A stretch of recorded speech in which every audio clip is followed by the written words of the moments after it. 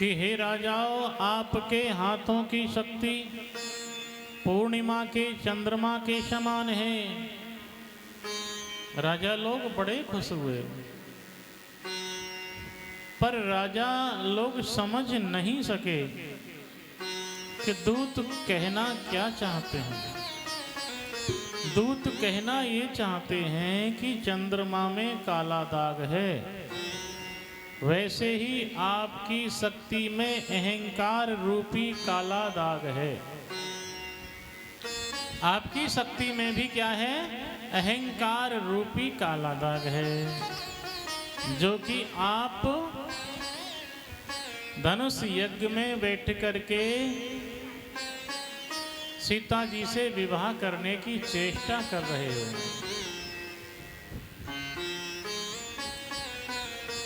दूसरी दूत कहते हैं कि चंद्रमा अपनी शक्ति से प्रकाश नहीं देता। चंद्रमा कभी अपनी शक्ति से प्रकाश नहीं देता, सूर्य से उधार में लेता है। आपकी शक्ति चंद्रमा के समान है। सूर्य वंश के सूर्य राम बैठे हैं, आप सब उनके आभारी हैं। तीसरा, चंद्रमा को पुराणों में महानता मिली तो उसने गुरु पत्नी पर खराब दृष्टि डाली। चंद्रमा को पुराणों में महानता मिली तो उसने गुरु पत्नी पर खराब दृष्टि डाली। आप में चंद्रमा में कोई फर्क नहीं है, क्योंकि तुम भी जगत जननी सीता मैया से विवाह करने के लिए बैठे हो। जैसे चंद्रमा में क्षीणता आती रहती है, वैसे आपका बल भी एक समान नहीं रहता। धनुष अहंकार है, अंधकार को पूर्ण रूप से चंद्रमा नहीं तोड़ सकता। अंधकार को सूर्य ही तोड़ सकता है, सूर्य ही अंधकार का नाश कर सकता है। इसलिए आप धनुष रूपी अहंकार को नहीं तोड़ सकते, उसे तो केवल सूर्य रूपी राम ही तोड़ सकते हैं। फिर दूत कहते हैं कि चंद्रमा की उत्पत्ति सागर से हुई है। चंद्रमा कहाँ से पैदा हुआ? समुद्र से पैदा हुआ। और लक्ष्मी जी भी समुद्र से प्रकट हुई हैं। इस तरह दोनों भाई बहन हुए, दोनों के पिता एक हैं। सीता लक्ष्मी जी का स्वरूप हैं। तो राजाओं की शक्ति चंद्रमा समान, इसलिए सीता बहन हुई। फिर आगे दूत कहते हैं कि शिव धनु राहु के समान है और राजाओं की शक्ति चंद्रमा के समान है। जैसे राहु चंद्रमा को निगल जाता है, ठीक वैसे ही धनुष आपकी शक्ति का हरण कर लेगा। और जो शिव धनुष को तोड़ेगा, सीता उसे अर्पित कर दी जाएगी। एक एक राजा खड़ा होता है, अपने अपने इष्ट देव से मनौती करता है, सिर नवाता है। क्या मनौती कर रहे हैं? हे प्रभु, अगर हम ते धनुष नाए टूटे तो टूटे का और ते नाए। जो दुष्ट होते हैं वो नकारात्मक सोचते हैं, वो नेगेटिव सोचते हैं। इसलिए जितने भी ये आताताई राजा थे, सब यही सोच रहे हैं, प्रभु हमसे ना टूटे तो टूटे काऊ और तेऊ नाए। लेकिन जो कुछ विचारशील राजा थे, वो धनुष की तरफ देखते भी नहीं। और बाबा लिख रहे हैं कि भूप सहस्र दस एक ही बारा, लगे उठावन टरई न टारा। भूप सहस्र दस, 10,000 राजा एक ही बार लगे उठावन टरई नटारा उठाने लगे, लेकिन धनुष टस से मस नहीं हुआ। लेकिन ऐसा नहीं है, एक ही बार नहीं, 10,000 राजाओं ने एक एक करके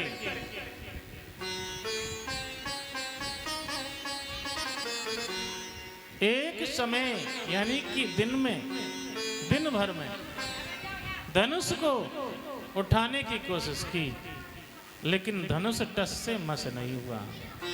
एक साथ नहीं लगे 10,000 राजा, एक साथ लगते तो जगह कहाँ मिलती है? एक एक हाथ भी लगाते तो सारे धनुष पे हाथ ही हाथ होते। इसलिए एक एक राजा खड़ा होता है, अपने इष्ट देव से मनौती करता है और धनुष को उठाने की चेष्टा करता है, लेकिन धनुष टस से मस नहीं होता। बाबा कह रहे हैं कि डगई न शंभु सरासन कैसे, कामी बचन सती मन जैसे। धनुष ऐसे नहीं हिलता जैसे कामी पुरुष के वचन को सुनकर के पतिव्रता सती माता का मन नहीं डिगता, ऐसे ही धनुष भी नहीं टस से मस होता। सब नृप भय जोग उपहासी, जैसे बिन विराग सन्यासी।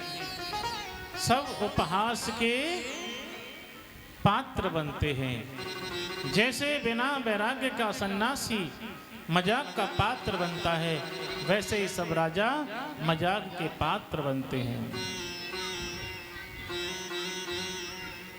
इधर कोई धनुष को नहीं उठा पाया।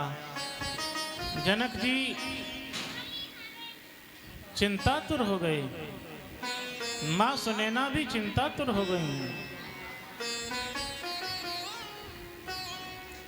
और सोचते हैं अगर हमें ऐसा मालूम होता कि कोई भी व्यक्ति धनुष को नहीं तोड़ पाएगा तो हम ऐसी प्रतिज्ञा नहीं करते।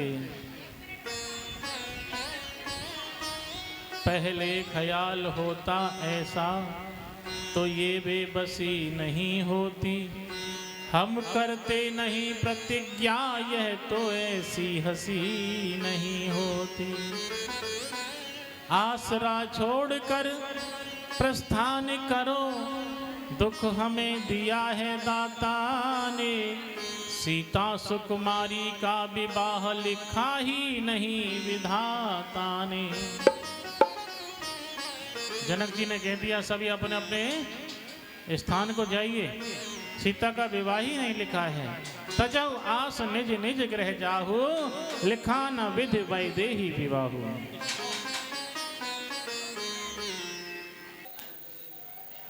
विधाता ने सीता का विवाह लिखा ही नहीं है कि हमने बेकार प्रतिज्ञा। जो सखियां हैं ना वहां वो भी सोच रही हैं इनके माता पिता बड़े दुखी हो रहे हैं, सीता जी के माता पिता बड़े दुखी हो रहे हैं। बेचारी की शादी नहीं हो पाई क्योंकि धनुष किसी से हिला नहीं। माताएं बहना मन में सोच रही हैं कि हमने बेकार प्रतिज्ञा, माता पिता पछताते, कि हमने बेकार प्रतिज्ञा, माता पिता पछताते, लख करके लावण्य ललिका प्रभु को दो मनाते।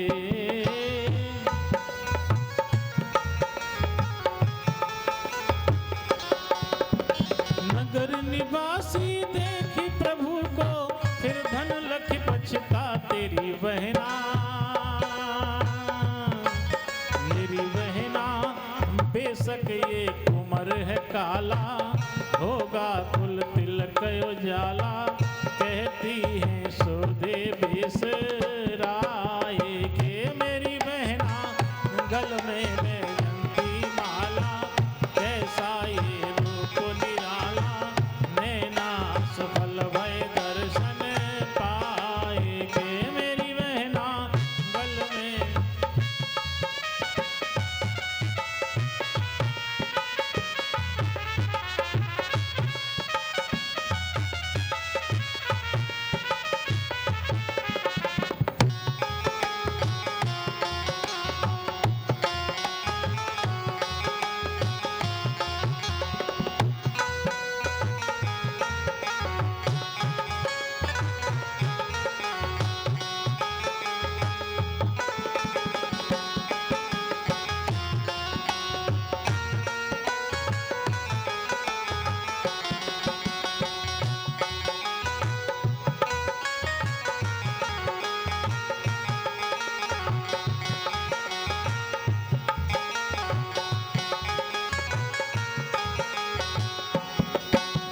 इस प्रकार से सखियां सोच रही हैं, इनके माता पिता दुखी हो रहे हैं। जनक बचन सुन सब नर नारी, लख जानकी भय दुखारी।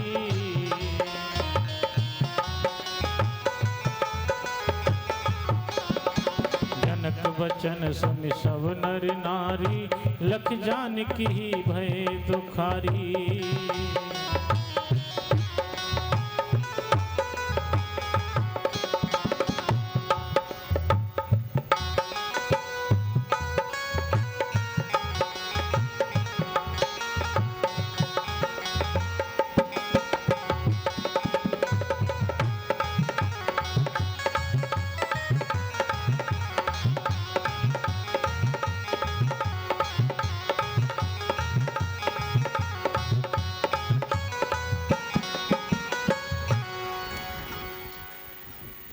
सब दुखी हो रहे हैं।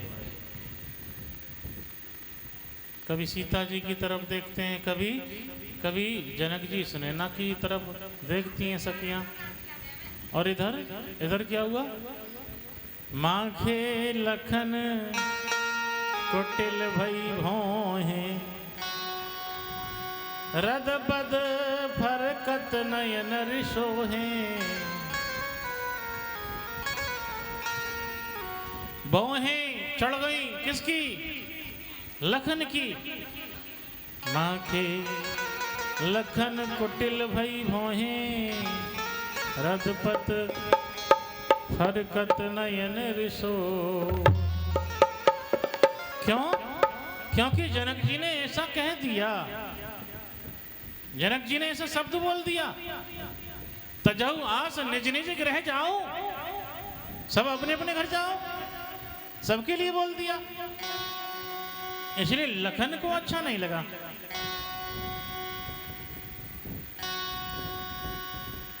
लखन को अच्छा क्यों नहीं लगा?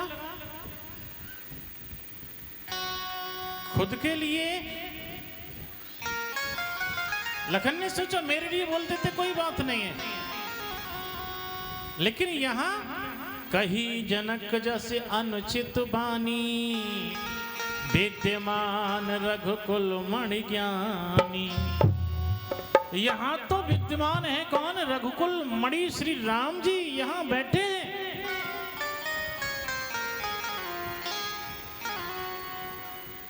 ये गलत बोल दिया इन्होंने।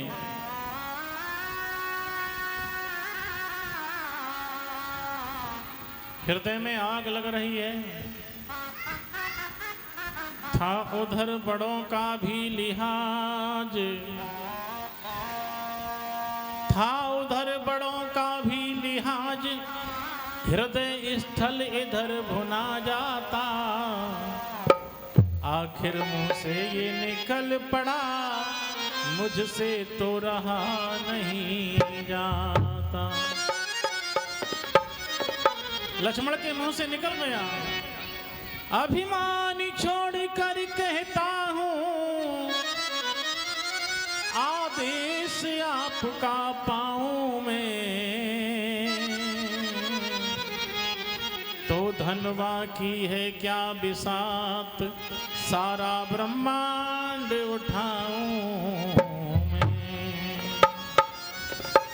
लक्ष्मण जी ने कह दिया, मैं अभिमान में नहीं कह रहा। अगर अभिमान में कहूं तो मुझे दोष लगेगा। हे भैया, अगर आपका आदेश हो ना, तो मैं अभी सारे ब्रह्मांड को उठा दूं। कांचे घट जिमीदारों पोरी,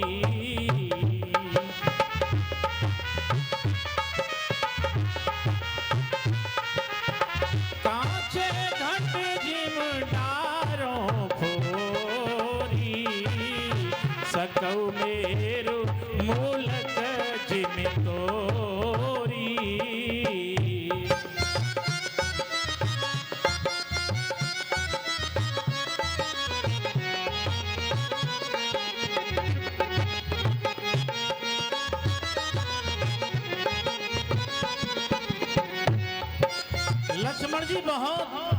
क्रोधित हो रहे हैं। कच्चे घड़े की तरह इस धनुष को तोड़ दूं,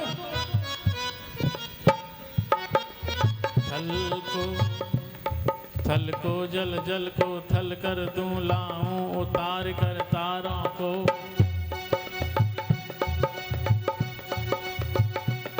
थल को जल, जल को थल कर दूं, लाऊं उतार कर तारों को। सुरमे की तरह पीस डालूं पृथ्वी को और पहाड़ों को।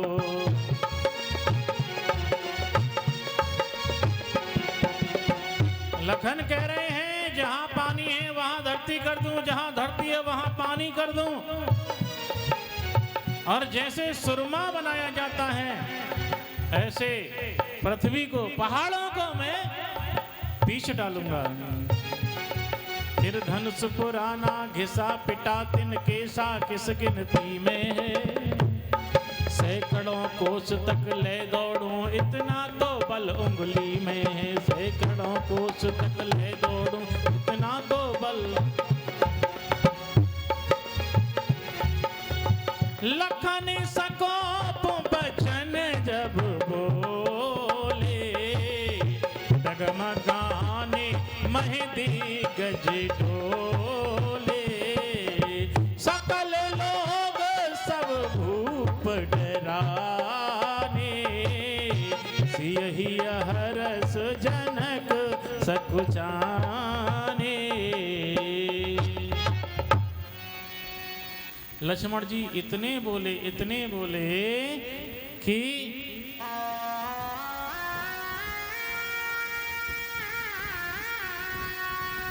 सब कांपने लगे। लक्ष्मण की बाड़ी सुनकर के सब कांप रहे हैं, पर दो पर कोई असर नहीं पड़ा। दो जने कौन हैं? एक श्री राम और एक धनुष। इन दो पर कोई भी असर नहीं है। लक्ष्मण जी ने हंसते हंसते कहा, भैया मैं गुस्से में लाल पीला हो रहा हूं, आप मेरी तरफ देख भी नहीं रहे। आप तो चैतन्य हैं, धनुष जड़ है, और जब तक चैतन्य जागृत ना हो तब तक जड़ के टुकड़े नहीं होते, जड़ टूटता नहीं है। इसलिए भैया जागिए। राम ने लखन को इशारा किया, अरे लखन मुझे भी ऐसा हो रहा है कि अभी खड़ा हो जाऊं और जनक जी की सारी समस्या का समाधान कर दूं। पर जिनके साथ आए हैं, विश्वामित्र जी के साथ हम आए, उनका भी आदेश नहीं हो रहा, उनका इशारा नहीं हो रहा। अगर उनका इशारा हो जाता तो मैं अभी खड़ा हो जाता। दोनों में ये मन ही मन वार्तालाप हो रहा है। और इधर विश्वामित्र जी समझ गए दोनों की बातों के लिए, और समय शुभ जाना। समय शुभ कैसे जाना?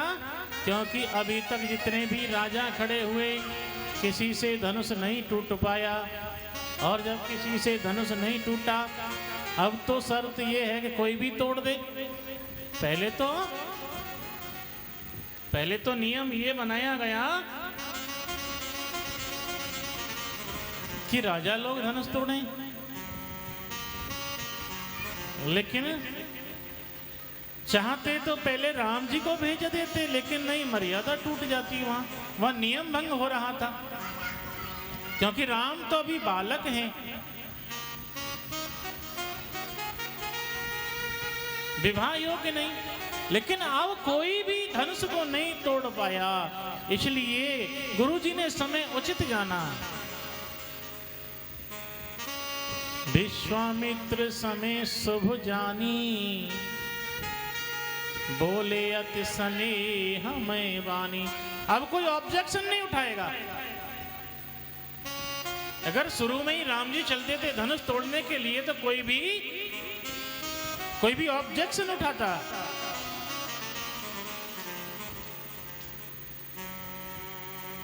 अब तो कोई भी तोड़ दे, क्योंकि धनुष तोड़ना है। इसलिए गुरुजी ने कह दिया, हे राम उठहु राम भंजहु भव चापा, मेटहु तात जनक परितापा।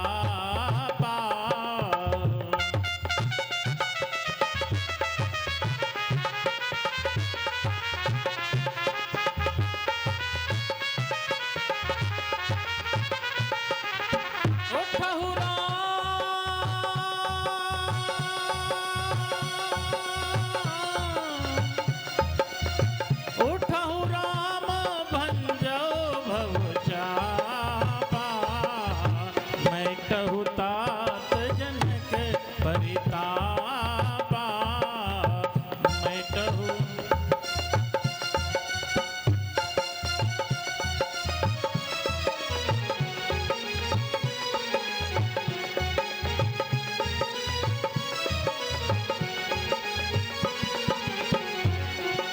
गुरु जी का आदेश हुआ, आज्ञा मिली और राम जी चले।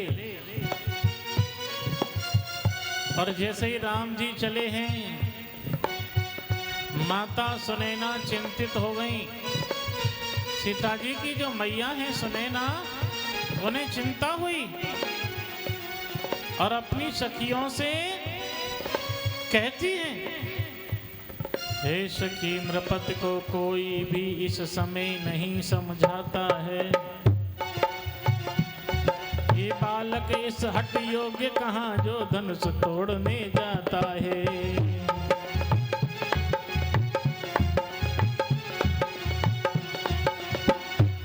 अरे बहनों, हमारे महाराज को समझाओ ना,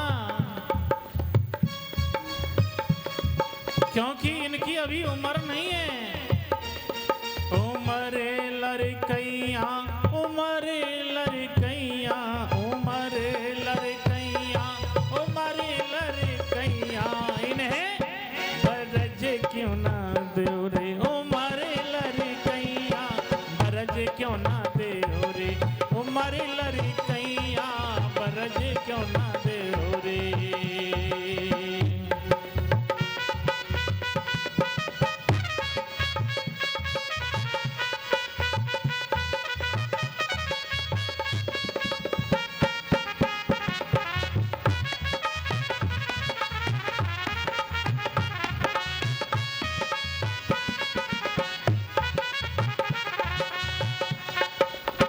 योद्धा होते तो तोड़ते कमनिया, योद्धा होते, योद्धा होते तो तोड़ते कमनिया।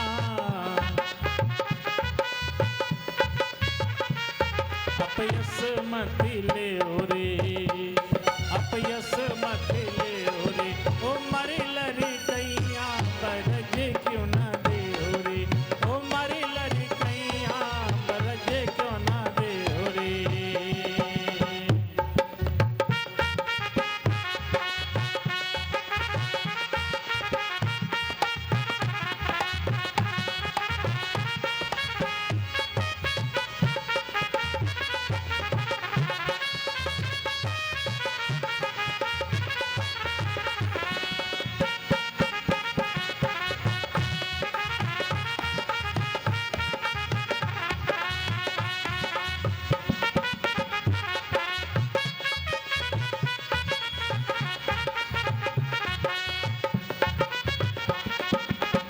खेवा होते तो खेते नवैया,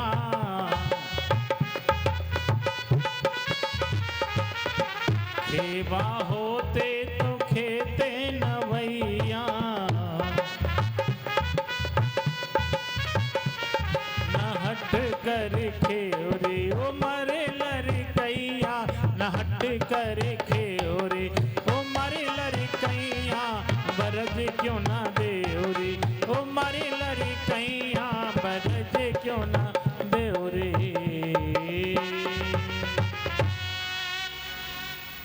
सुनैना मैया चिंतित हो गई ज्यादा।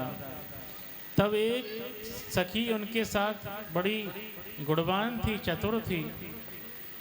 तब वो कहती हैं, अरे रानी, बोली चतुर सखी मृदुवानी।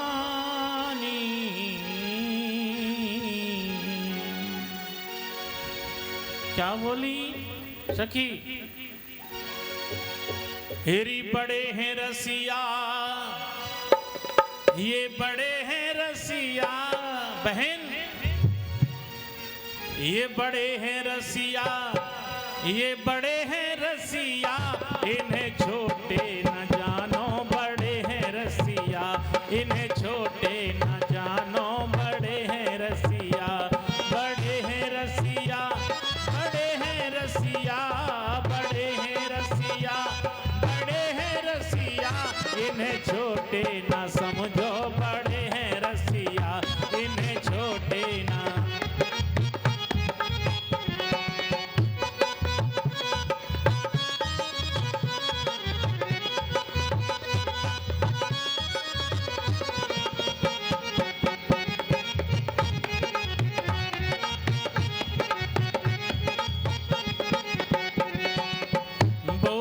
चतुर सखी मृदुवानी, तेजवंत लघु गनियना रानी।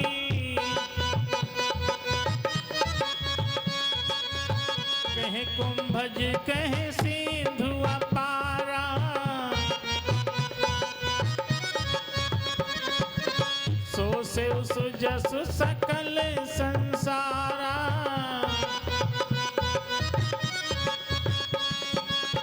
सखी कह रही है बहन, तेजवान को छोटा मत मानो। कहां कुंभज ऋषि और कहां विशाल समुद्र, जिन्होंने 3 अंजलि बना करके पी लिया था समुद्र के लिए। इसलिए छोटा मत मानो किसी को। ये बालक बड़े बांकुरे हैं, फिर बड़ा हुआ साहस भी है। ये बालक बड़े विचित्र हैं, ये बांके हैं, ये बड़े निराले हैं। ये बालक बड़े बांकुरे हैं, फिर बड़ा हुआ साहस भी है। मत देखो बाल अवस्था को, बल तो कुछ चीज और ही है। मत देखो बाल अवस्था को, बल तो कुछ चीज और ही है।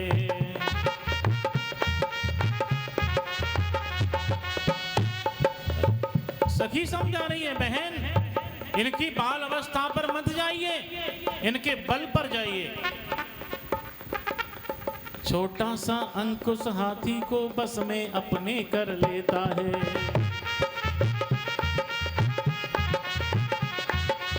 देखिए आपकी सखी, आपका मित्र भी ऐसा होना चाहिए। आपत्ति काल में आपको धीरज बंधाई। और सखी कितनी मिसाल दे रही है, कितने दृष्टांत दे रही हैं सुनैना को समझाने के लिए। हाथी कितना बड़ा होता है और उसको चलाने वाला अंकुश छोटा सा होता है। छोटा सा अंकुश हाथी को बस में अपने कर लेता है।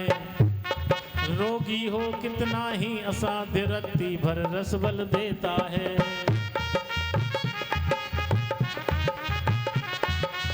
हे रानी, बीमारी कितनी भी बड़ी हो, रत्ती भर रस, रस कहते हैं गोली के लिए। छोटी सी गोली बड़े से बड़े बीमारी को दूर कर देती है। इसलिए रानी छोटा मत जानो। साधारण छोटा सा दीपक अलौकिक आंगन करता है। दीपक छोटा सा होता है, लेकिन कितने बड़ा आंगन हो, उसमें पूरे आंगन में रोशनी फैला देता है। छोटा सा दीपक, साधारण छोटा सा दीपक अलौकिक आंगन करता है। छोटा सा महामंत्र क्षण में मारण उच्चाटन करता है।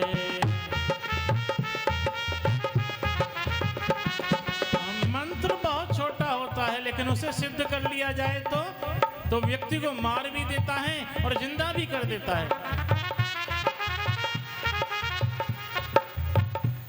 इसलिए छोड़कर घबराहट विश्वास हृदय में करिएगा। रघुवीर धनुष को तोड़ेंगे रानी जी धीरज धरिएगा। रघुवीर धनुष को तोड़ेंगे रानी जी धीरज धरिएगा।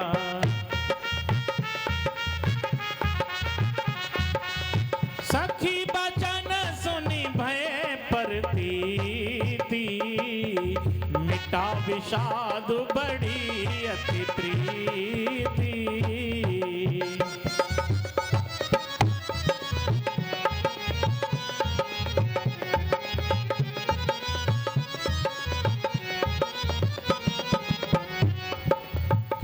सखी के वचन सुन करके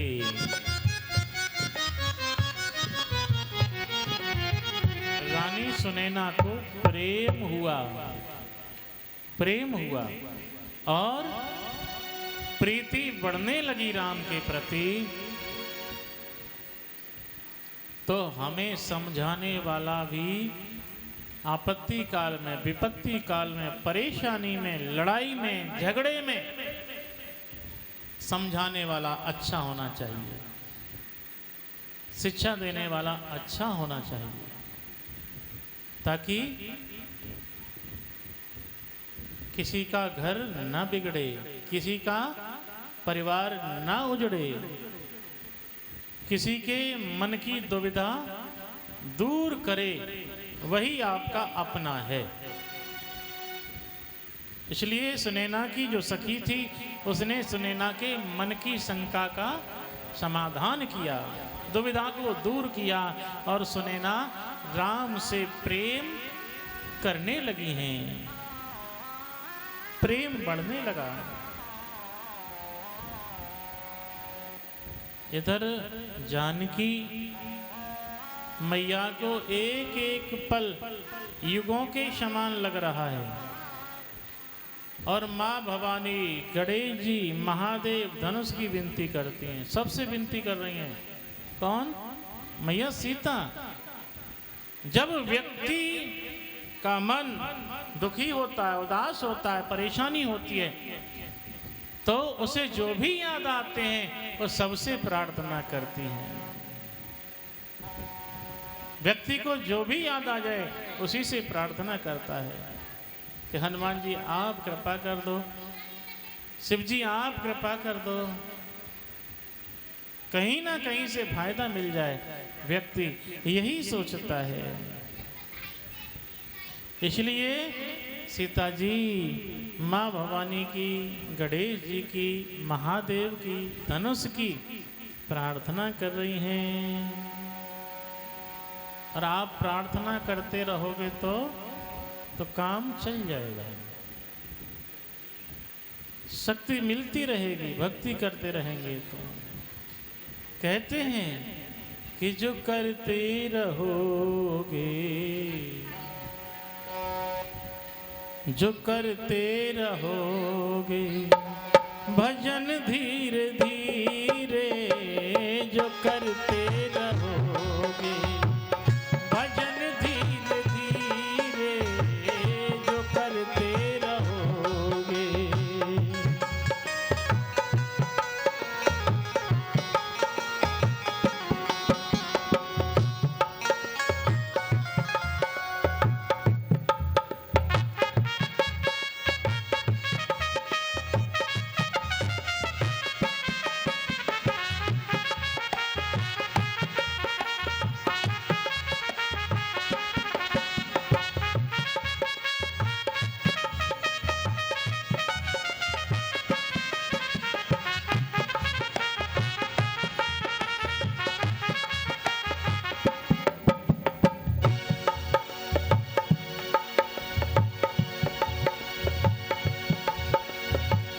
जो करते रहोगे भजन धीरे धीरे, जो करते रहोगे भजन धीरे धीरे, तो मिल जाएगा वो सजन धीरे धीरे, तो मिल जाएगा वो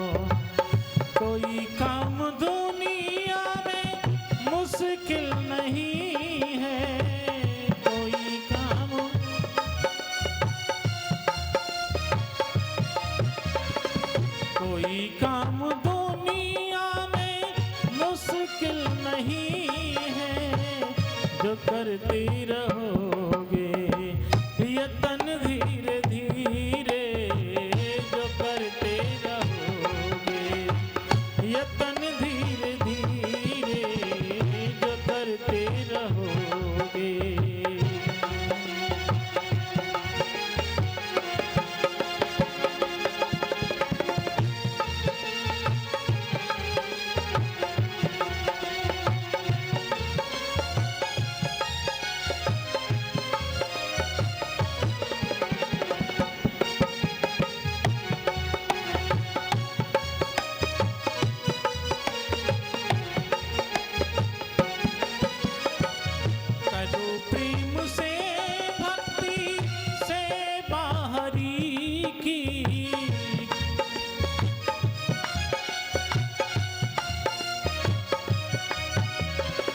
करो प्रेम से भक्ति से बाहरी की, तो मिल जाएगा वो रतन धीरे धीरे, तो मिल जाएगा वो रतन धीरे धीरे जो करते रहोगे, भजन धीरे धीरे जो करते रहोगे।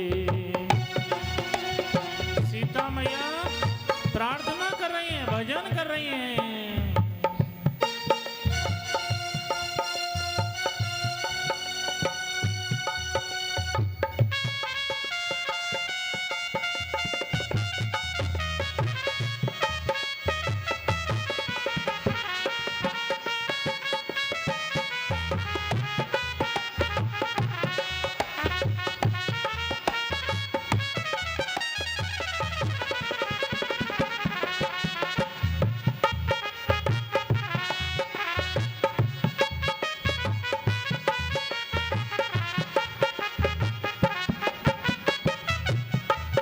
हे महादेव के महाधनुष निस्तार करेगा अब तू ही,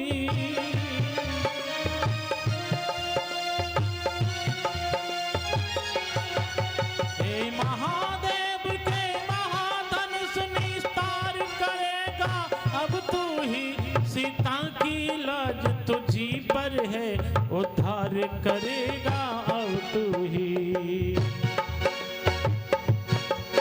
भारीपन सब पर डाल डाल हल्कापन इतना ले आना,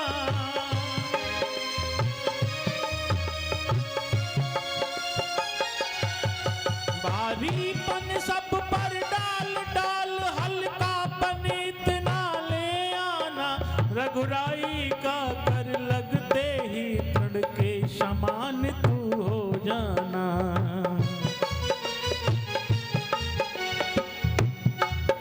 जिनका नाता सच्चा होता उनका छुटता है कभी नेह नहीं,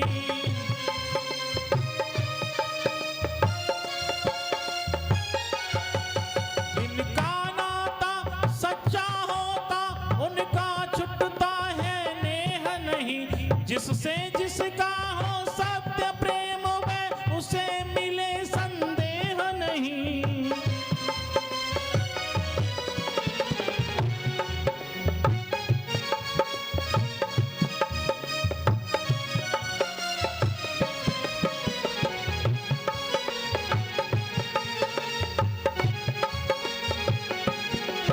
है मेरे मन के राघवेंद्र कर चुकी हृदय बलिहारी में,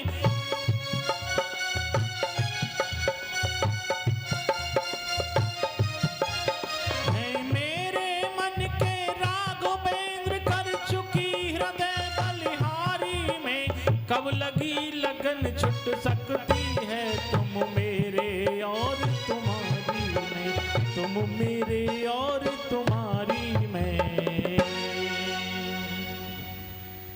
बाबा कहते हैं कि जेहि के जेहि पर सत सनेहु,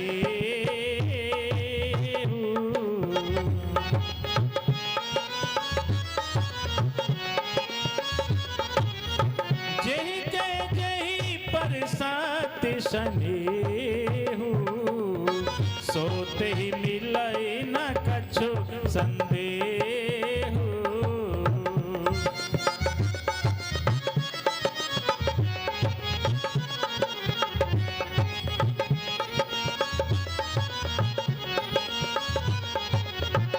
बाबा कहते हैं जिसका जिससे सत्य स्नेह है, सत्य प्रेम है, वो उसे ना मिले ऐसा कभी हो ही नहीं सकता, उसे जरूर मिलता है।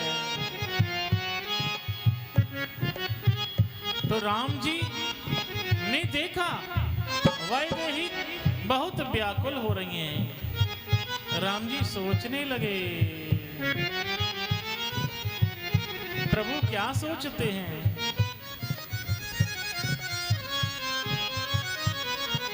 दो मुट्ठी अन्न बगैर मरे तो सठ रस भोजन मिट्टी है।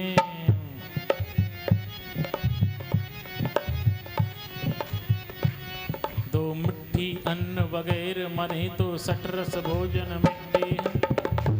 देखिए, थोड़े से के अन्न के बिना प्राण चले जाएं और बाद में आप 56 प्रकार के भोजन तैयार करके दो तो कोई फायदा नहीं है फिर। इसलिए पहले ही थोड़े में काम चलना है तो तभी चला दीजिए। दो मुट्ठी अन्न बगैर मरे तो सठ रस भोजन मिट्टी है। दो घूंट नीर बिन प्राण गए तो व्यर्थ धार दूधों की है।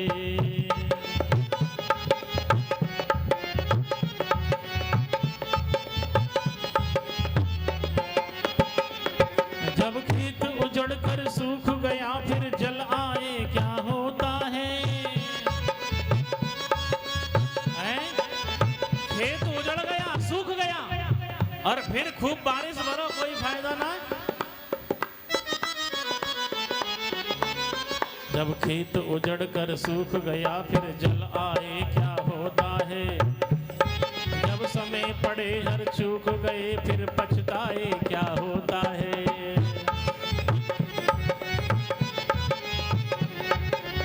बाबा लिख रहे हैं क्या? का परिसा सब कैसी सुखाने, समय चुके पुण्य का पछताने। श्री राम जय जय राम, श्री राम जय जय राम।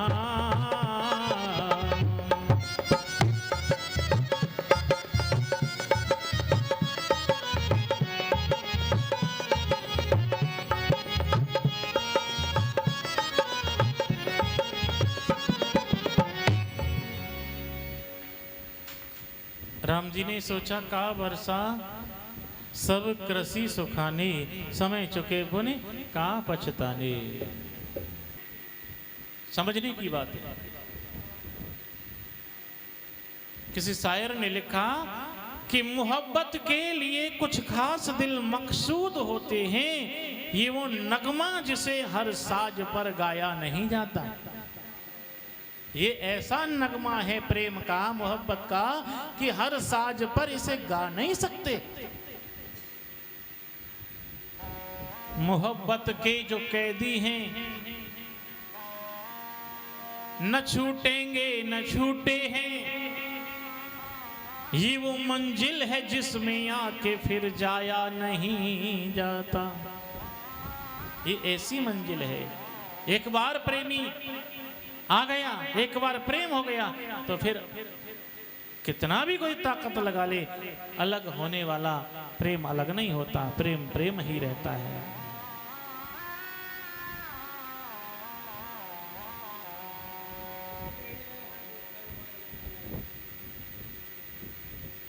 लोग कहते हैं कि प्रेम एक बार होता है, नहीं। अरे प्रेम तो उतनी ही बार होता है जितनी बार हम जिससे प्रेम करते हैं, जितनी बार हम उसे देखते हैं, उतनी बार ही प्रेम बढ़ता जाता है। कौन कहता है कि प्रेम एक बार होता है? मैं जितनी बार उसे देखता हूं वो उतनी बार होता है। अलग ही आनंद मिलता है। जिससे आपको प्रेम होगा और वो आपको मिले, आपके दरवाजे पर आए या आपको रास्ते में मिल जाए, तो आपका मन खुश हो जाता है, प्रफुल्लित हो जाता है। ऐसे ही हम कहीं कथा करने बाहर चले जाएं और अपने क्षेत्र का कोई व्यक्ति मिल जाता है तो बड़ा सुख मिलता है, बड़ा आनंद आता है साहब। एक बार पिलकुआ में कथा कर रहे थे तो अचानक एक व्यक्ति आपके यहाँ सराय का मिल गया, सराय छबीला का। अब वो कथा सुनने आए तो एक दिन लास्ट में वो प्रसाद के लिए रुक गया और वार्तालाप हुई। उसने जान लिया था कि ये बुलंदशहर के हैं। पूछा कि आप कहाँ के हो? मैंने कि भैया हम वहाँ के हैं। हमने भैया तुम कहाँ के हो? हम सराय छबीला के हैं। उस व्यक्ति ने फिर जब हम आए तो हमारे द्वारा संदेश भेजा कि आप हमारी माँ से कह देना हम ठीक रह रहे हैं। हम गए जी उनके घर, उनकी माँ को शांति दिला के आए, क्योंकि वो यहाँ से गए थे तो कर्जा में गए थे, कर्जा ज़्यादा हो गया, गांव छोड़ के जाना पड़ा। तो माँ को हम बताने आए कि आपके बेटा बहुत ठीक रह रहे हैं, कमा रहे हैं और कुछ समय के बाद आपके पास आएंगे।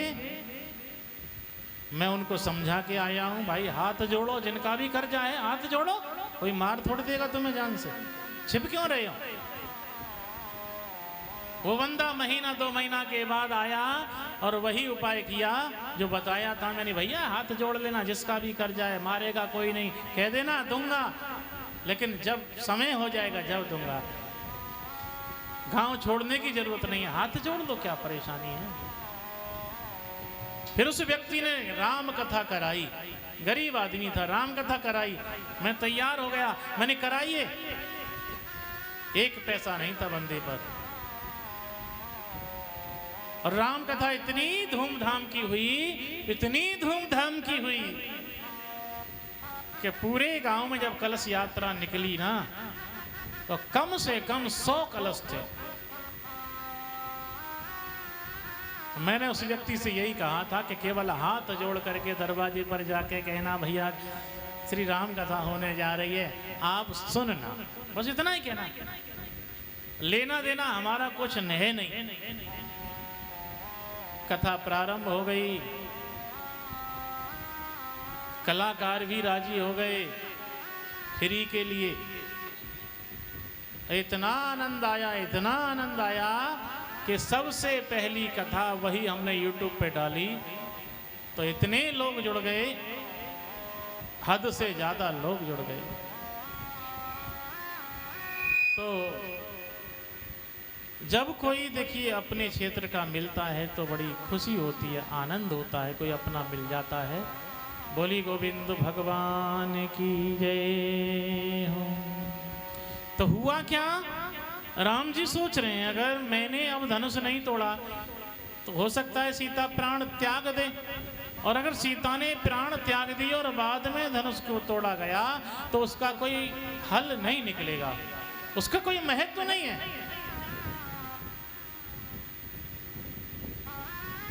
इसलिए राम जी ने मन ही मन गुरुदेव को प्रणाम किया,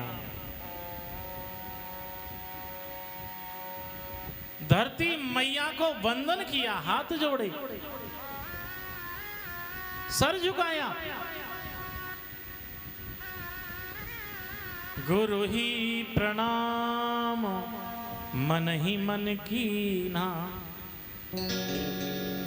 मन ही मन प्रणाम किया।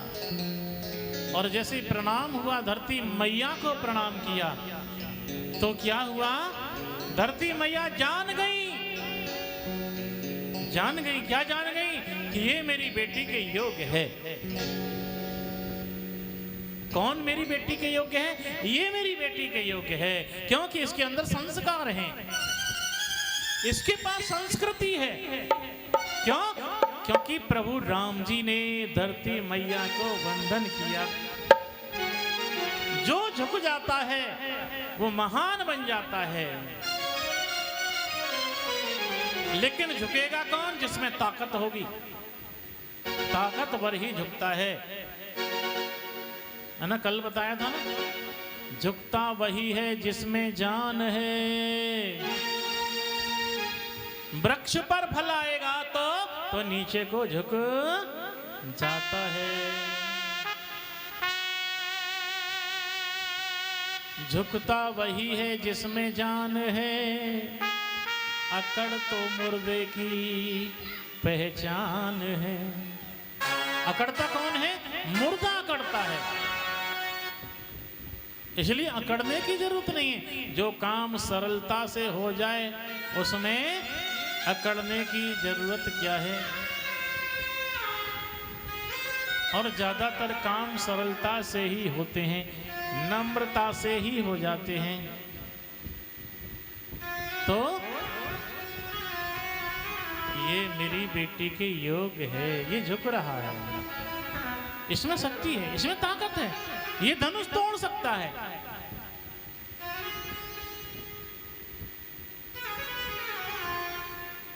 और हम क्या ढूंढते हैं? हम अपनी बेटियों के लिए क्या ढूंढने जाते हैं? गोल मटोर गोलोसो, हैं? गोरोसो चेहरा होए, गोल मटोर होए, सुंदर लगत होए, नकाद जमीन होए, थोड़ा कारोबार होए, चाहे अंदर भंगार भरी पड़ी है, हैं?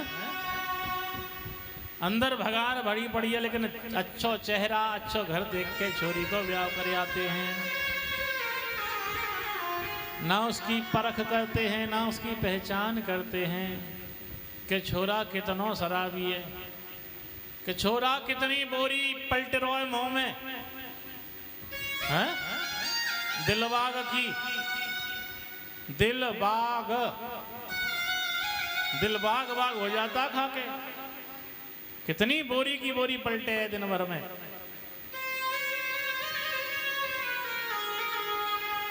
कितने कुबेर के खजाने खाए जावे दिन भर में। क्या क्या नाम लिखे रखे हैं रखने वालों ने। कुबेर की खैनी,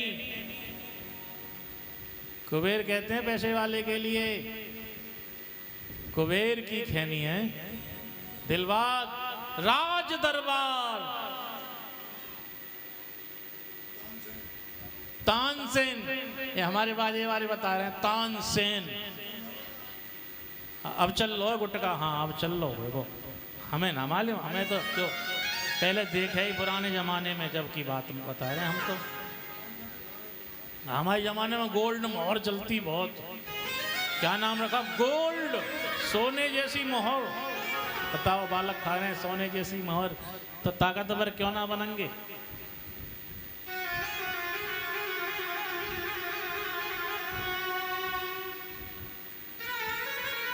तो भैया कथा सुन रहे हैं तो अपनी छोरी के लिए संस्कारवान, संस्कृतिवान बालक ढूंढना।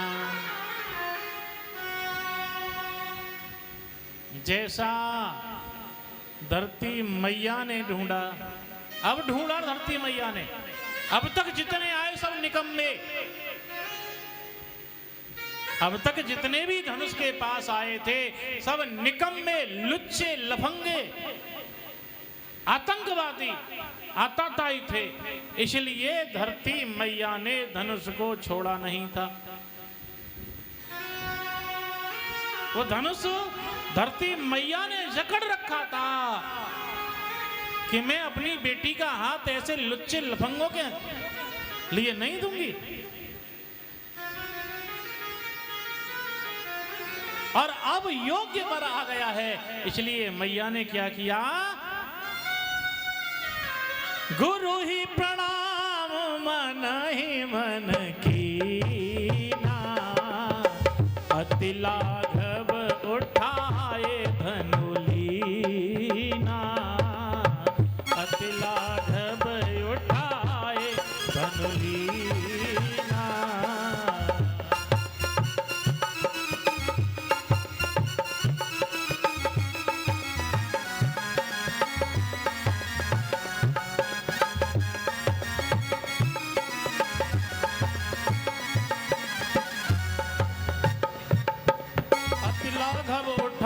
धनु लीना। जैसे ही धनुष को उठाया तो हुआ क्या? दम के उदामिन जिमि जब लयहु पुनि नभ घन मंडल सम भयहु। दम के उदामिन जिमि जब लयहु पुनि नभ धनु मंडल सम भयहु। लैत चढ़ावत खेचत गाढ़े काहू न लखा देखे सब ठाढ़े।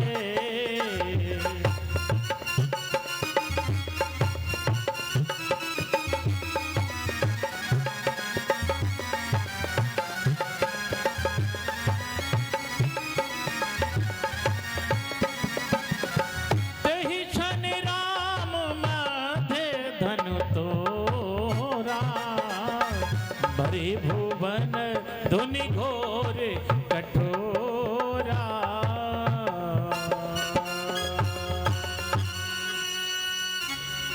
लेत चढ़ावत खेचत गाढ़े काहू न लखा देखी सब ठाड़े।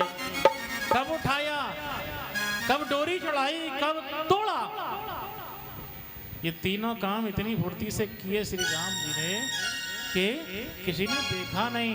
क्योंकि जब धनुष को उठाया तो ऐसी बिजली चमकी धनुष में से उठाते ही सब चकाचौंध हो गए, इसलिए कोई देख नहीं पाया। तीक्ष्ण राम मध्य धनु तोड़ा। तो राम जी ने धनुष कहां से तोड़ा? बिल्कुल मध्य से, बीचों बीच से तोड़ा था। क्योंकि राम जी ने सोचा अगर एक कोने से तोड़ूंगा तो ये जितने भी राजा बैठे हैं ना तो ये ऑब्जेक्शन उठाएंगे। तो ये तो कोने से तो हर कोई तोड़ देगा, है ऐसे तोड़े में कोई फारसी है, इसलिए बिल्कुल बीचों बीच से तोड़ा। तीक्ष्ण राम मध्य। कौन से राम ने तोड़ा? बीच वाले राम ने तोड़ा।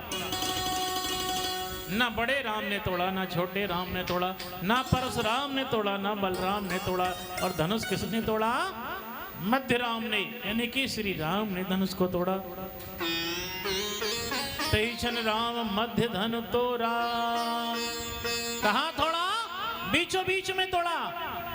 सभा के बीचों बीच में श्री राम जी ने धनुष को तोड़ा। ना इस कोने में तोड़ा, ना उस कोने में तोड़ा, सबके सामने तोड़ा, बीचों बीच में तोड़ा। कोई ऑब्जेक्शन ही नहीं उठाएगा। अरे के साहब कोने में पैर रख के तोड़ लाए होगे, जैसे लकड़ी तोड़े है ना, जब लकड़ी ऐसे ना टूटती तो पैर रख के तोड़ देते हैं, इसलिए कोई ऑब्जेक्शन नहीं उठाएगा। सबके सामने तोड़ा। तीक्ष्ण राम मध्य धनु तोड़ा। कब तोड़ा? कौन से समय तोड़ा? मध्य समय में तोड़ा। दोपहरी में तोड़ा। ना सुबह तोड़ा ना शाम तोड़ा, दोपहरी में तोड़ा। क्यों? किसी को सुबह को कम चमकता है तो किसी को शाम को कम चमकता है। कुछ लोगों को बीमारी होती है ना, काऊ काऊ को तो रात को ना चमकत हुई, जैसे जैसे सूर्य छिप तो आवेगो तो उनको रतारौंद की बीमारी है, उसे रतौंदी बोलते हैं, तो उनको रात को नहीं चमकता। इसलिए राम जी ने सोचा कि कोई सुबह को किसी को ना चमकता हो, किसी को शाम को ना चमकता हो, इसलिए दोपहरी में तोड़ो। इसलिए ठीक मध्य में तोड़ा उन्होंने। तीक्ष्ण राम मध्य धनु तोड़ा। कहां तोड़ा?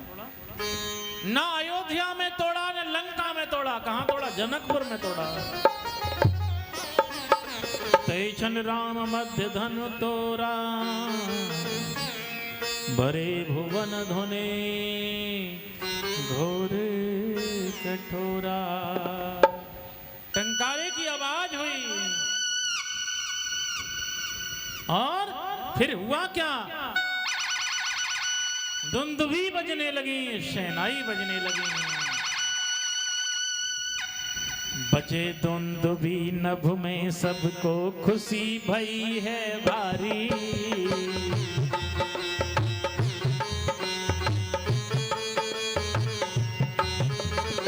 बजे दुंदुभी नभ में सबको खुशी भई है भारी। जनकपुरी में मंगल छाए, हर्षित है नर नारी। जनकपुरी में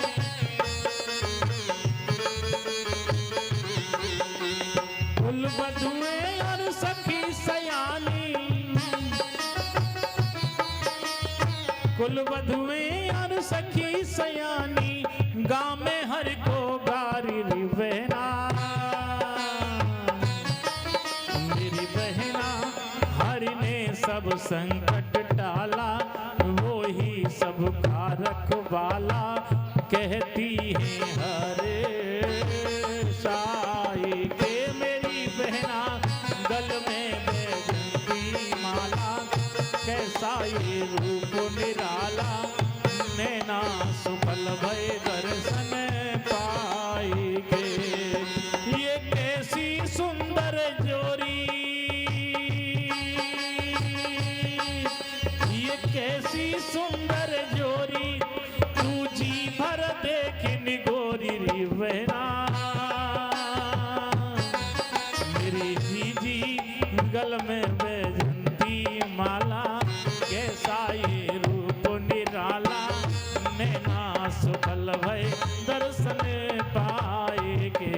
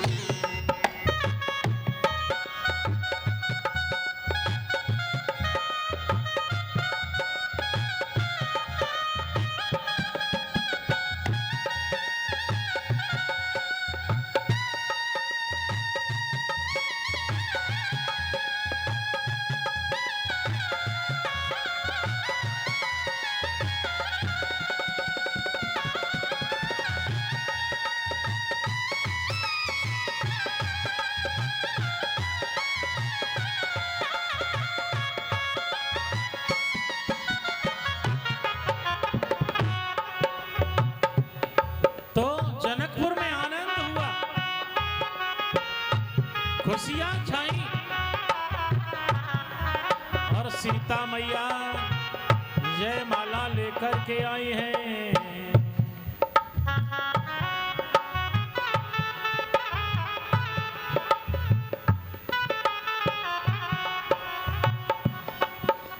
कर सरोज जय माल सुहाई, विश्व विजय शोभा जय छाई।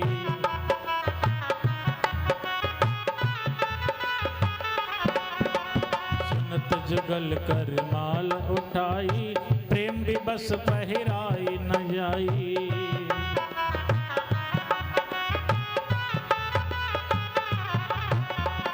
सीता मैया माला लेकर के आई, और माला हाथ में ले ली, लेकिन प्रेम इतना बढ़ गया है कि प्रेम के कारण माला पहना नहीं रही है। और इधर कथा प्रसंग से जितने भी मंडप में थे, सब लोग सोच रहे हैं कि सीता जी का हाथ राम के गले तक पहुंच नहीं पा रहा। सब ऐसा ही सोच रहे हैं, लेकिन मैया माला पहनाना नहीं चाह रही। क्यों? माँ ने सोचा इन्होंने धनुष तोड़ने में बहुत देर लगाई थी, मैं भी माला पहनाने में इतनी देर लगाऊंगी।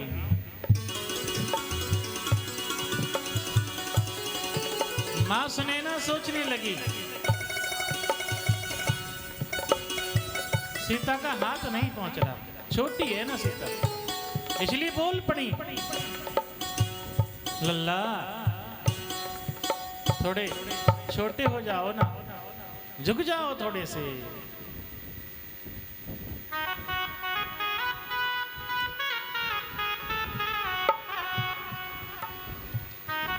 ऐसे नहीं था आज की तरह, है ना, कि गोद में उठा लिया। हाँ, छोरी छोटी है तो गोद में उठा के माला पहनवाए दी, ऐसा नहीं था।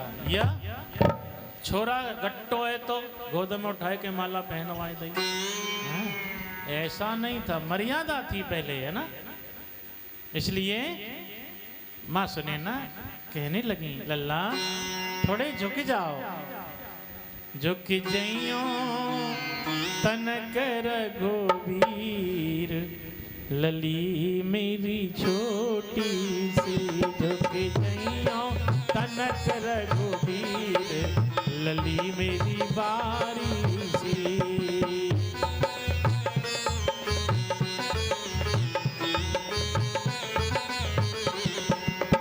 तुम ऊंचे कर पहुंचत नाही,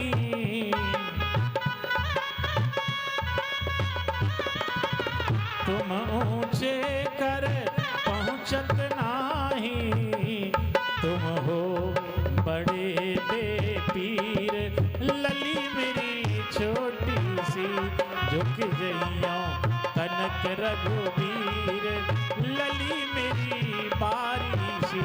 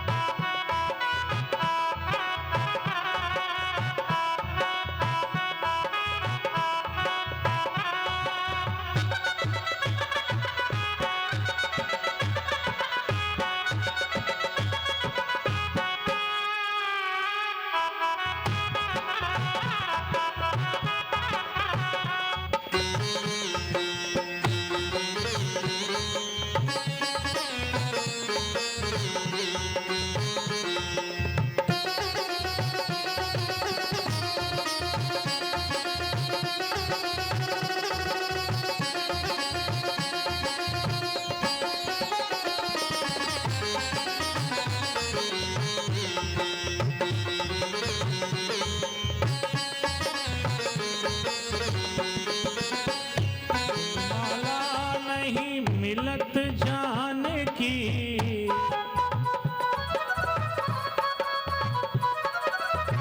बिन माला नहीं मिलत जान की,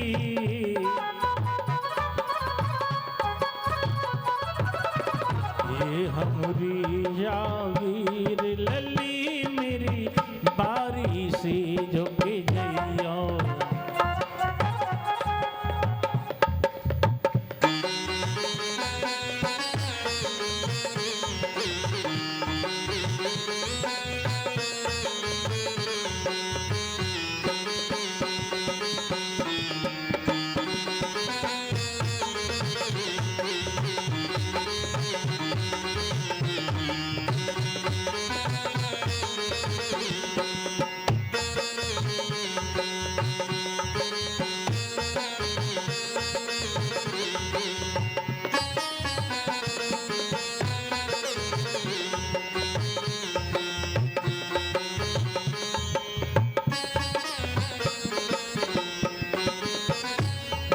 देखिए गाने राग में चल रहे हैं, इस समय मात्रा से चल रहे हैं, क्योंकि जब बजाने वाले कलाकार होते हैं तो मात्रा और राग से ही बोलते हैं हम, और बजाने वाले जब हमें थोड़े सीखतर मिलते हैं तो हम भी धुआंधाड़ बोलते हैं फिर, है ना। तो हम भी धुआंधाड़ चलते हैं फिर, है ना। तो अब क्या है कि यहाँ मिला हुआ संगीत है बिल्कुल, तो हमें भी मात्रा से ही बोलना पड़ रहा है। एक सब इधर ना हो जाए, इधर हम भी हो जाएंगे तो कट हो जाएगा मामला। तो संगीत जो सही होता है तो आनंद बरसता है। तो इसलिए अब संगीत की ही कीमत है। पहले तो कैसे भी गा लो, हम भी बाजा लेके खूब गाए हैं। ये हमारे संग अकेले ढोलक बजावे 20 साल से मेरे साथ बजा रहे हैं, नए नहीं है। जब इन पे कोई काम होता है तभी कोई और आता है। तो बीच में वो और लोग आए थे, तो वो जब ही आए थे जब इन लोगों पे काम था। जंगीराबाद में जब कथा हुई थी हमारी कंचित जी के यहाँ पर, तब ढोलक पे यही थे। तब ये बहुत छोटे थे और बड़े शर्म होती थी इन्हें, शर्म करे ये, किसी के सामने बैठे ना आए। फोटो खिंचवाने को हम वो आए वहाँ पर फोटोग्राफर, तो फोटो ना खिंचवाया बंदे ने। अब फोटो भी खिंचवाया तो अंगोछा यूँ लगा लो, आज भी फोटो है। तो कला तभी आती है जब व्यक्ति देखिए शर्म से रहेगा और मर्यादा में रहेगा, तो कला आपके पास आएगी। लपर लपर वाले के पास कला नहीं आती है। गाल बजाने वाले के पास कला नहीं है, केवल गाल बजाना तो है। आपने देखा होगा हम लोग आपस में बैठे हुए होंगे तब भी बात नहीं करते हैं हम लोग। तो एक काम होगा तो ही बात करेंगे। ये ना है कि साहब एक जगह मिल गए तो लपर लपर करके लग जाए, ऐसा नहीं है। क्योंकि लपर लपर करने से अपनी शक्ति का नाश होता है।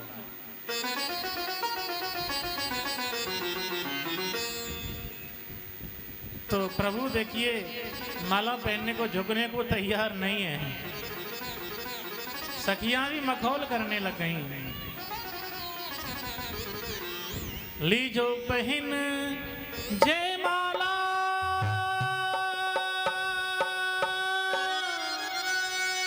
माला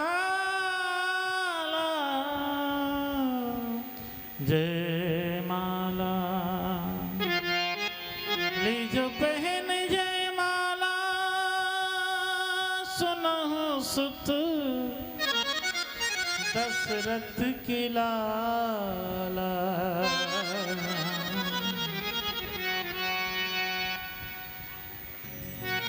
लेकिन वो मखौल कितनी भी करो वो सुनते कब हैं। अब सीता मैया को ये काम भारी पड़ गया, बहुत देर हो गई, क्योंकि हाथ में माला ऐसे है जैसे आजकल छोरिन के हाथ दुख जाते हैं। आजकल चौंक घरते निकलते बिचारी 2 घंटा है जाते हैं ऐसे माला लेते लेते चलते चलते चलते चलते है जाते हैं ना, है जाते ही।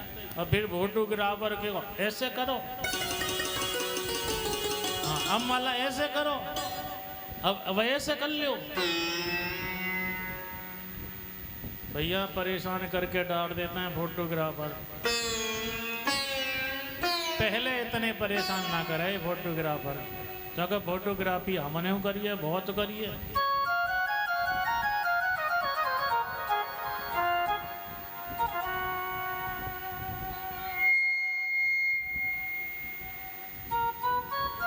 तो 2-4 फोटो लेते थे और उसी से पूरी वीडियो तैयार हो जाती थी।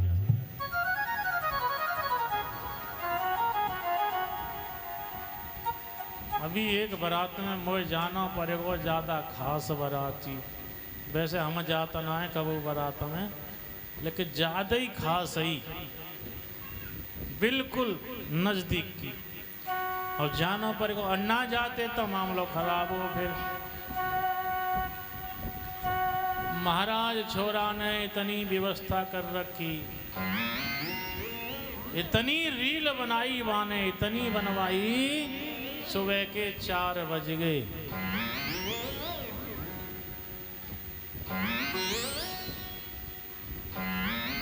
चढ़त पे बहुत रील बनी। फिर का भयो वो दरवाजो जब माला होती का है, माला परवेते पहले छोरी को ले गए वहां में कार में। और जो ऊपर ते खुली भाई कार होती का ऊपर ते बाकी छत ते टूटी भाई होती का नो समझो। अब वहां में जो बैठा गए छोरी और छोरा, अरे भैया डांस करते भाई आए फिर जय माला पे बलाए दिल लगाए दी हम है गए फिर नाराज। मैंने की भैया तुम बारात करवे आए हो के यहाँ जगह हैं ड्रामा करवे आए हो, ना तो खानदेरे का हुआ ना खुद खायो, तब जाए के माने।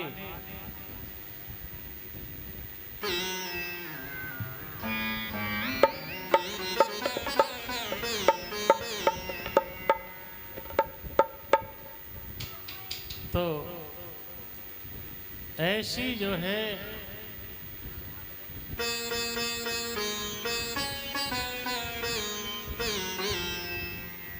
सीता जी हाथ में जयमाला लेकर के खड़ी हैं।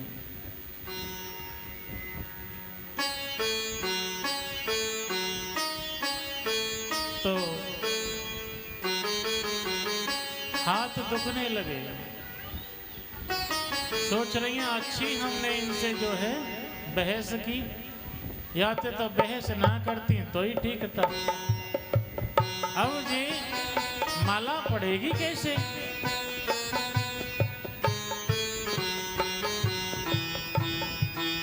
लक्ष्मण से प्रार्थना करती हैं मन ही मन, हे लखन अब तो तुम ही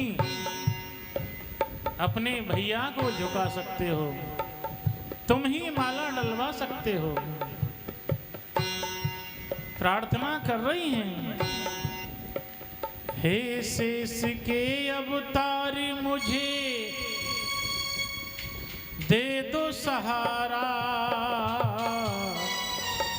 भूलूंगी नहीं सारी उम्र एहसान तुम्हारा।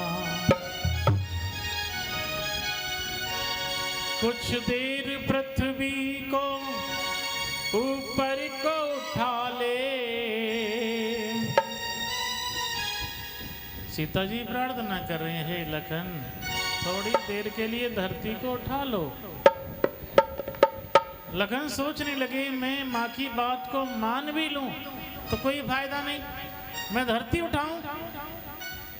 अब इसी धरती पर तो माँ खड़ी है, इसी पर प्रभु राम जी खड़े हैं, कोई रिजल्ट नहीं आएगा।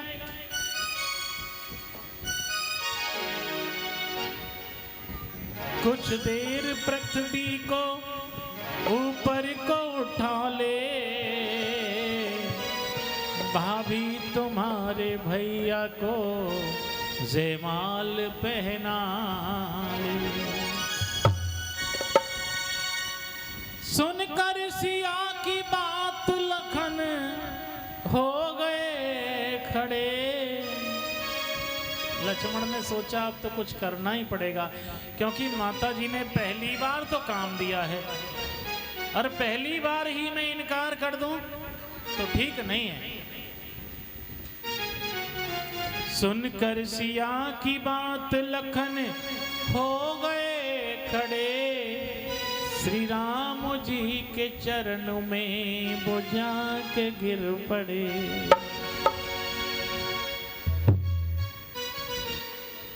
क्यों? भैया ने धनुष तोड़ा है, मैं आशीर्वाद तो ले लूं, महान काम किया है। कोई व्यक्ति महान काम करे तो उससे आशीर्वाद लेना चाहिए।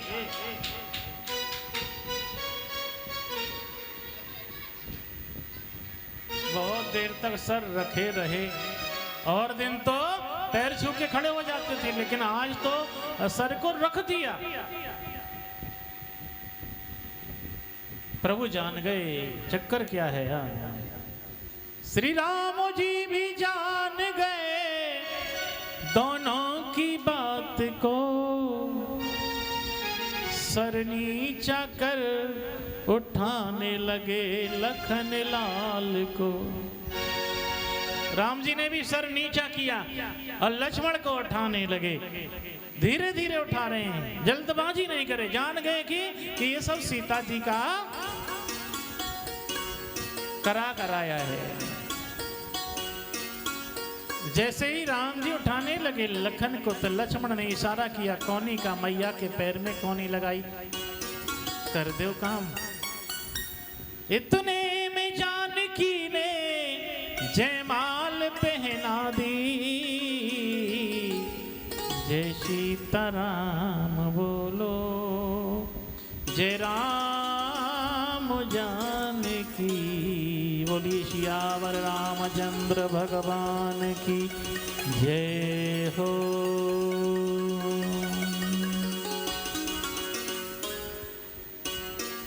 इस प्रकार माला पहनाई गई। माला पहनाने के बाद क्या हुआ, मारो पकड़ो कोई भागने ना पाए। उठी उठी पहरी शनाह भागे, जह तह गाल बजावन लागे। जो दुष्ट राजा थे ना सब गाल बजा रहे हैं, कोई भागने ना पाए। पकड़ लो इन दोनों बालकों को, बांधो इन दोनों लड़कों को, मत दया करो सुकुमारों पर। अब तलक धनुष पर निर्णय था, अब निर्णय है तलवारों पर। दुष्ट राजा करे निकाल लो अपनी अपनी तलवार, कट जाओ मरो शान पर, अब खेलो अब अपने बाणों पर। कर दो लोहू से लाल भूमि, ले चलो सिया को बाणों पर, सीता को ले चलो। बाबा जी कहते हैं कि आपको भक्ति पसंद करे तो आसपास से आपके सामने विरोधी विरोध करेंगे। करेंगे ना करेंगे? करेंगे। ये होता आ रहा है अगर आप भक्ति की तरफ बढ़ेंगे तो। मीरा को जहर पिलाया गया या नहीं पिलाया गया? भक्ति की तरफ बढ़ी। ईसा मसीह को सूली पर चढ़ाया गया, भक्ति की तरफ बढ़े। मोहम्मद साहब को हिजरत करनी पड़ी, भक्ति की तरफ बढ़े। बुद्ध को अपशब्द सुनने पड़े, महावीर स्वामी के कानों में कील डाली गई। जो भक्ति की तरफ बढ़ता है उसके साथ समाज अच्छा व्यवहार नहीं करता। फिर भी कवि कहते हैं तू भक्ति मत छोड़। युगों युगों से अगर तूने भक्ति को नहीं छोड़ा तो क्या होगा? युगों युगों से जैसे चमके सूरज चंदा तारे, युगों युगों से जैसे चमके सूरज चंदा तारे, एक दिन ऐसे ही चमकेंगे तेरे भाग्य सितारे। बस राम का नाम लिए जा, अपना काम किए जा, बस राम का नाम लिए जा, अपना काम किए जा। युगों युगों से जैसे चमके सूरज चंदा तारे, एक दिन ऐसे ही चमकेंगे तेरे भाग्य सितारे। बस राम का नाम लिए जा, अपना काम किए जा, बस राम का नाम लिए जा, अपना काम किए जा।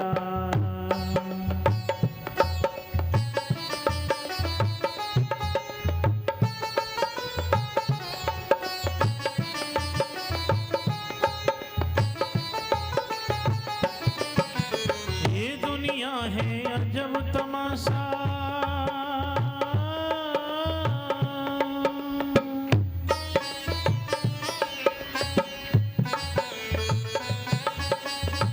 ये दुनिया है अजब तमाशा, कहीं है आशा कहीं निराशा। किसी के मुख पर मुस्काने ही कोई पढ़े आंसू की भाषा।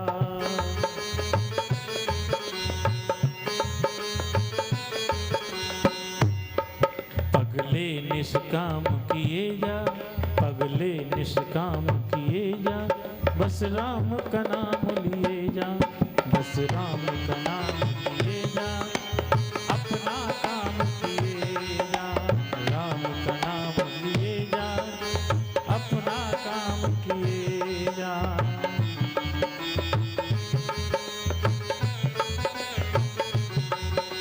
कहीं भटक मत जाना, पथ पर रहना अटल कर्म के रथ पर।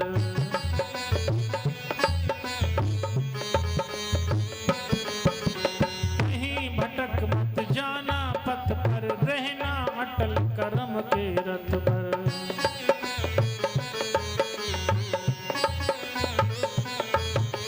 दुखियारों के दुख दर्द में देता चल मीठा मीठा रस। दुखियारों के दुख दर्द में देता चल मीठा मीठा रस। जीवन अविराम किए जा और अपना काम किए जा, बस राम का नाम लिए जा, अपना काम किए जा।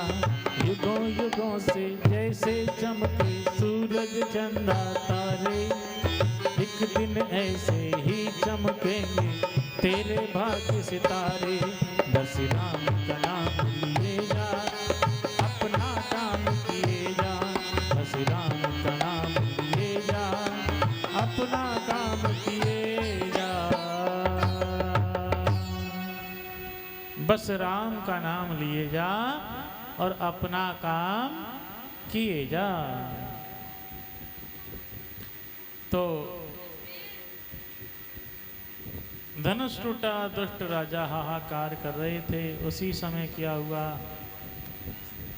शिव जी ने परशुराम जी को कहा, महाराज जनकपुर में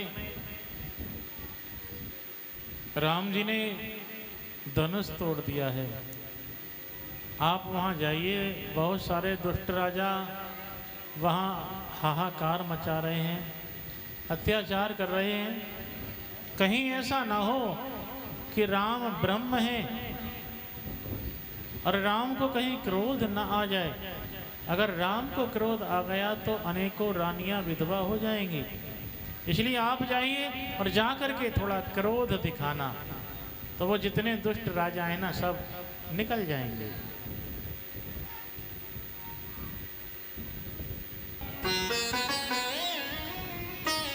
तो परशुराम जी आए और परशुराम जी आकर के थोड़ा क्रोध दिखाते हैं और सभी जो राजा थे एक एक करके खिसक जाते हैं।